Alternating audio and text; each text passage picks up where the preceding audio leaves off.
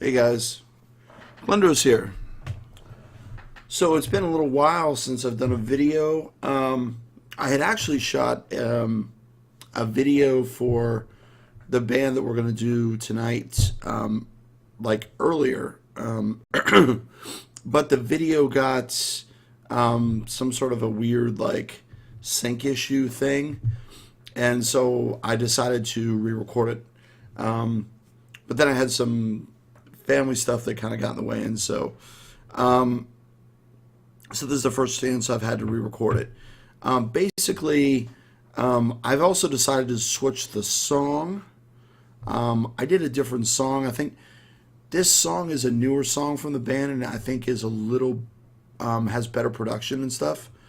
Really kind of I think highlights what they can do, but has the same sort of feel. So the band is Nechochwen, which is a kind of a black folk metal band from West Virginia. It's a two-piece band, two guys. Really impressive stuff, though. The influence here is like Appalachian folk, but specifically more so Native American culture. Algonquin and Cherokee, I believe, were. I think the one of the gentlemen in the band is has Algonquin and Cherokee blood. So the I think that's where a lot of the influence comes from. So you guys will definitely hear that with the song, with all their songs. But they're definitely a interesting band. We don't do a ton of black metal on this channel, so I thought it would be cool to do something a little different. Again, much like with Windeer, when I did the Windeer song, with black metal, I look for something that's different than the usual, you know, Satan worshiping or that kind of a thing, and not that all not that all that stuff is bad, because I'm a huge fan of Emperor, but when you look at some bands, of course, obviously some black metal bands kind of have a bit of fun with it, like Immortal, but there's a lot of bands I think that maybe take themselves a tad too seriously, and it gets a little bit wearing and stuff, at least for me, anyways. So I thought this would be a cool change of pace for the channel, and something different for you guys to hear. So this song is called, I believe it's called the Serpent. What the heck? I believe it's called the Serpent Tradition. Yeah. So the song is called the Serpent Tradition. This is off of the album The Heart of Akamon, which I believe was released in 2015, if memory serves. So that's what we're going to be hearing right now. So I do have lyrics for this. There are some parts of the song that are in I don't know which Native American language, but there are some parts that are certainly in some Native American language, whether it's Algonquin or Cherokee, I don't know, but there is at least a section towards the middle end of the song that is that's in that language. I have not actually heard this song,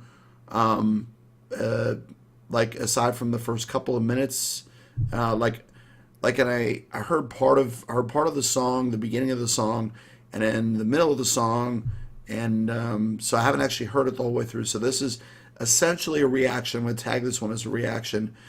So as such, I don't have a musical breakdown for this one.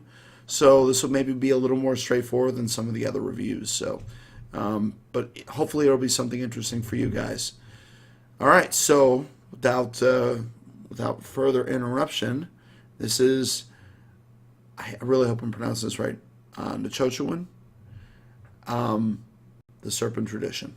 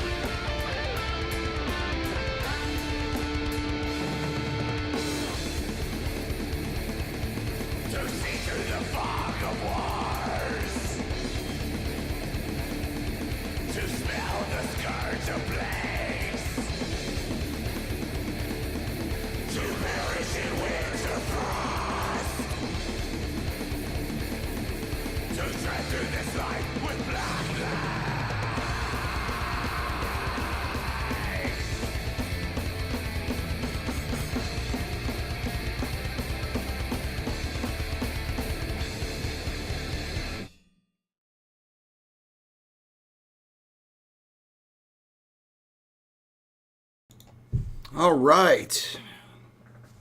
That was a that was a great track. There was one part that I really liked in the first song, but overall this was a much stronger song, I think, and probably a much better reaction song. I would say. So, a couple of interesting things about that song. Um, the intro part was really interesting because it had a very because these guys describe themselves as Appalachian folk rather than calling themselves, I think, because they're not 100% Native American. They don't call themselves like Native American metal or reservation metal or something, which are terms that you sometimes hear, but they call themselves Appalachian folk. Now they certainly incorporate a lot of that stuff. Obviously, the name, and then some of the some of the stuff that was in some Native American language. I wish I knew which one. But what was really cool is that intro part had a very West Virginia folk feel without sounding like goofy country or sounding like it didn't belong. And I like the stop-start nature of it too, because you had this passage, and then there was a stop and a slight increase, and then another section, a stop, another increase, before we got into like the black metal section of the song. And what's interesting is the black metal section of the song, the straightforward black metal stuff is pretty straightforward. But what I like about it is like some bands like Woods of Ypres has this Ypres whatever has this this sound that's like a there's melody that's woven throughout. And with this song, I kind of noticed there were strong melodies that were woven all throughout the song. And then you got to there were a couple different noticeable breaks. One break that I really liked was kind of about at the halfway point, and you had some really great tribal drumming in that section. And it was very much a progressive passage before picking back up into the like the black metal section, and a clean sung, which I believe this was, yeah. So the part of the lyrics that was they prophesize the sound of sorrow and ruin lives from a distant land. That section of the lyrics was the clean sung section of it, and I love that part. Great voice, both in both cases. I love their black metal screams, and I love their clean vocals, and I like the balance that they have between the two. I mean, they don't have. Some of these modern black metal bands will have 20 minutes of, like not 20 minutes, but like 6 minutes of clean vocals and a minute of screams. And it's like, I feel like you're kind of only sort of dipping your toe into the black metal, and the balance isn't there. And that's what I really like about this section. And then we come to a part that I really liked. He goes back to the black metal vocals for, I think, 2 lines. And then we go into this section that is in, again, I'm not sure what language it is. Algonquin or Cherokee, whatever. But goes into this section. And it's just 2 lines repeated, but this part is so good. And then we go back into like another portion of the black metal stuff, And then we go into like my favorite part of the song. There's this awesome heavy riff in the last 2 minutes. That's just it's got a great hook. And then we go into the solo that goes to the end of the song. There's a really really great solo, some nice arpeggios, nothing super crazy that distracts from the overall feel of the song. But like, still, I would say on the whole, more technical than you're used to hearing in, say, your average black metal song. Except for like, there's like, bands like Immortal have pretty great guitar work. But, when you look at like a lot of these black metal bands, not really necessarily known for their lead work. But this had a really great lead work in it. And I've noticed that through a lot of their songs, and they even have some really great acoustic lead work. The song didn't really have much of that. There was some nice picking patterns and stuff at the beginning, but it was nothing. It wasn't what I would call like a lead section, for acoustic. But some of their songs have a much heavier acoustic influence than this one, which was, I would say, maybe 85% black metal, and the rest was more the heavy folk elements. So, and then we go out to the last section, which is an interesting. The structure on this last section is interesting because of the way it's done lyrically. So we're going to talk about a little bit about the lyrics now, and I'm going to kind of start at the back because I thought this was really interesting. The last verse is: to see through the fog of wars, to smell the scourge of plagues, to perish in winter frost, to tread through this life with black legs. You notice everything is to see, to smell, to perish, to tread, which I think is really smart writing lyrically. I love that. I love that section and the way it was done. You guys will have to excuse me because my voice is. This is not a reoccurrence of my laryngitis. This is actually because I spent 3 hours doing D&D and talking, so my voice is a little bit raspy. Anyways, we're going back up to the top to talk about the lyrics. As we've learned from the past, as has been foretold, a great serpent from the sea arrived on these shores. Above the mast of a great ship, like a forked serpent's tongue, the pennant swiftly flapped on the east horizon, an omen of disease and great despair, as it was foretold. So, I don't know 100%, but I'm going to hazard a guess that this song as a whole and this first verse is talking about the English settlers' arrival on the shores of, what is actually not our country. It is actually their country, and we basically just took it from them.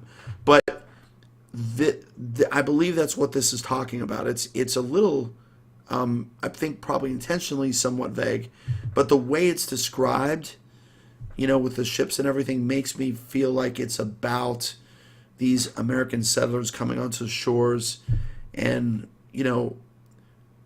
that sense of dread and despair when a more technologically advanced civilization invades your land. And I mean, they were outmatched. I mean, it wasn't really even it wasn't even a fair fight. And the fact that they were able to actually win some skirmishes against, some of the, encroaching, forces from England, is just speaks to how skilled as warriors the Native Americans were, and exceptional hunters. But, I believe that's what they're talking about here. This could be a concept album. I don't know. The next verse goes, and this is the clean sung section. They prophesied a sign of sorrow and ruined lives from a distant land. So again, sorrow and ruin from a distant land, coming from, the UK and stuff like that. Or, a lot of the settlers didn't necessarily, they came from all parts of Europe, but, the idea is the same, with eyes so wide, they saw them arrive with their eyes so wide, fearful of the warning. So I think what they're saying here is that there was probably a prophecy by the village elder, or the reservation elder, rather. I mean, they weren't reservations then. That the tribe, or whatever you want to call it, and I'm guessing it was like, they foresaw people coming from a distant land to try and take their land from them. War is waged, their sole intent to pierce the heart of Achaman. From east to west, thousands fall to endless war and plagues. So we brought a ton of disease to the Native Americans. Really terrible stuff that they weren't really necessarily dealing with before we came over here. And also, I don't know about the Achaman part. I looked that up and I couldn't find anything on it. So I don't know if this is part of a concept or if this is too steeped in tribal tradition for me to be able to find anything on it. But, their sole intent was to pierce the heart of Achaman. I think is to basically drive apart the Native American peoples and splinter them to the point where they were easily enslaved and conquered, which is unfortunately what really happened. The next section I'm not even going to try and talk about. This is in a Native American tongue of some sort. I don't know. And then the next line, the wisdom of these ancient men centuries ago to have known of this prophecy, this serpentine curse. Ottoman wept as the ships came into view, knowing that the serpent tradition was true. A rhyme, which is interesting. I don't know if it was intentional, because there's not very many rhyming couplets in this song. I think that's the only one that jumps out at me. But and then again, this is, I think, talking more about the same thing, the prophecy that was foretold. And again, they mention Ottoman, or Ottoman, however you pronounce it. And I don't know whether this is deep history or whether this is a fictionalized concept album, but it sounds like they immediately knew on these ships' arrival to their shores that this prophecy was unfortunately true.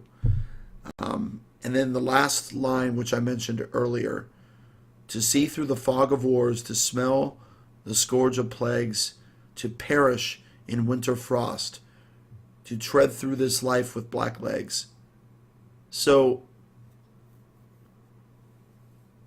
these first three lines, the fog of war, scourge of plagues, this is all talking about stuff I mentioned earlier.